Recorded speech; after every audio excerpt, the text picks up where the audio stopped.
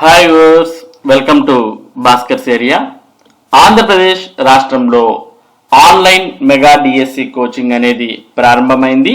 దీనికి సంబంధించినటువంటి పూర్తి సమాచారాన్ని మనం ఇక్కడ చూస్తూ ఉన్నాం.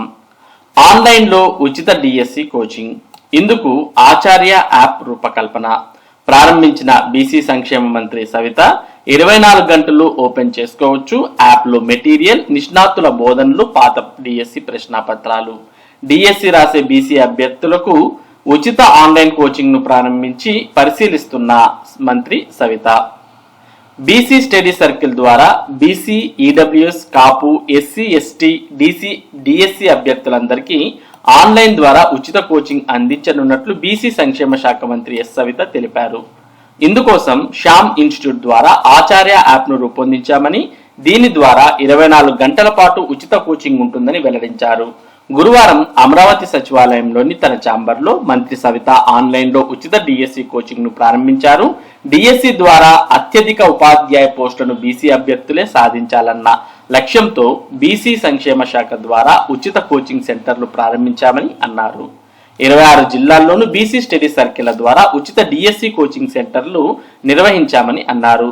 బీసీ, ఈడబ్ల్యూఎస్, కాపు, ఎస్సీ, ఎస్టీ, డిఎస్సి అభ్యర్థులకు ఉచిత శిక్షణ అందించామని, శిక్షణా కాలంలో నెలకు 1500 స్టైఫండ్, మరో 1000 రూపాయలు పుస్తకాల కొనుగోలుకు అందజేశామని తెలిపారు.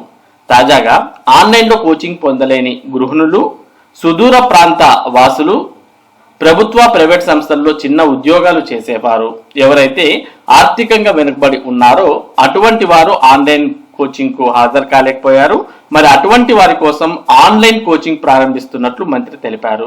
దరఖాస్తు చేసుకున్న అభ్యర్థులందరికీ ఉచిత కోచింగ్ అందిస్తామని, ప్రస్తుతం 3189 దరఖాస్తులు వచ్చాయని పేర్కొన్నారు. ఇక చాట్ బాక్స్ ద్వారా ప్రశ్నలు అడగొచ్చు. కాకినాడకు చెందిన శ్యామ్ ఇన్స్టిట్యూట్ ద్వారా ఈ ఉచిత కోచింగ్ ఇవ్వనున్నట్లు మంత్రి తెలిపారు. ఇందుకోసం శ్యామ్ ఇన్స్టిట్యూట్ ఆచార్య పేరుతో యాప్ రూపొందించారని పేర్కొన్నారు. ఇది 24 గంటలు పనిచేస్తుందని, అభ్యర్థులు రోజులో ఎన్నిసార్లైనా ఓపెన్ చేసేలా రూపొందిస్తున్నామని, ఇందులో నిష్ణాతులైన అధ్యాపకుల బోధనలు, అన్ని సబ్జెక్టులకు చెందిన మెటీరియల్, పాత డిఎస్సి ప్రశ్నాపత్రాలు అందుబాటులో ఉంటాయని తెలిపారు.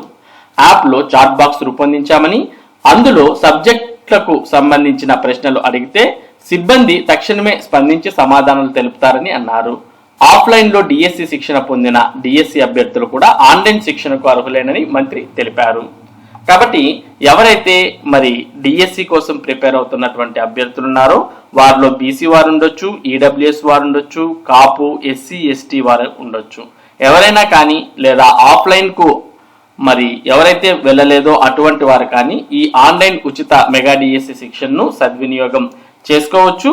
మరి ఇప్పటికే ఆఫ్లైన్ లో మరి డిఎస్సి శిక్షణ పొందిన వారు కూడా ఈ ఆన్లైన్ శిక్షణకు అటెండ్ అవ్వచ్చు అనే విషయాన్ని కూడా ఇక్కడ ఇవ్వడాన్ని మనం చూస్తూ ఉన్నాం.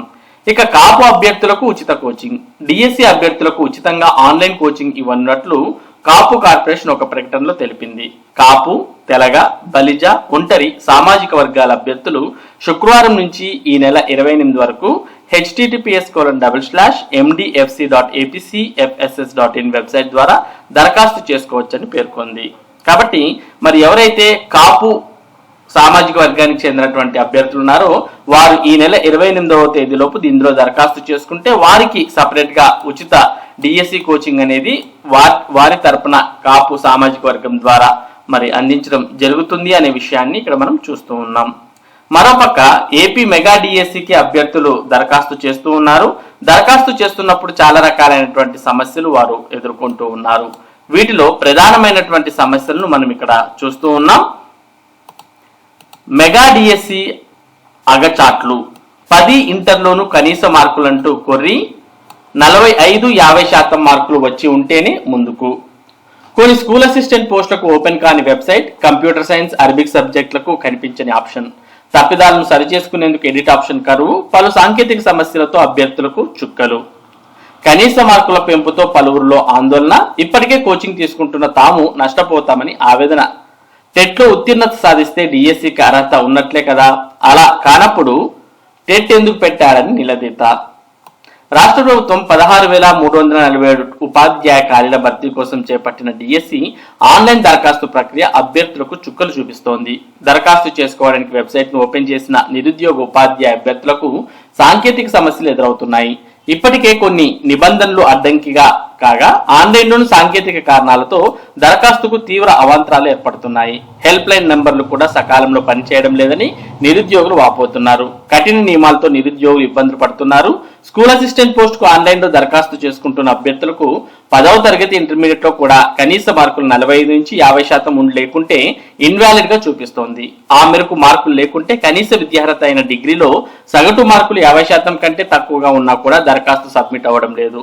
ఓపెన్ లో ఇంటర్మీడియట్ కోర్స్ పూర్తి చేసిన వారికి వరుసగా 10వ తరగతి, ఇంటర్, డిగ్రీ, బీఈడి వరుస క్రమంలో విద్యార్హతలు నమోదు చేసేందుకు వీలు పడడం లేదు. దీంతో కొన్ని ఆప్షన్లు లేకపోవడంతో ఇబ్బందికి గురవుతున్నారు. ఉదాహరణకు ఓ డిఎస్సి అభ్యర్థి ఇంటర్మీడియట్ లో అరబిక్ ను ద్వితీయ భాషగా తీసుకుంటే మెగా డిఎస్సి అప్లికేషన్ లో 2వ భాష సెలెక్ట్ చేస్తే డ్రాప్ డౌన్ మెనూలో అరబిక్ ఆప్షన్ కనిపించట్లేదు. 2024 అప్లై చేసేటప్పుడు ఏదైనా ఇతర భాష అనే ఆప్షన్ ఉండేది. ఈసారి అది ఎత్తేశారు.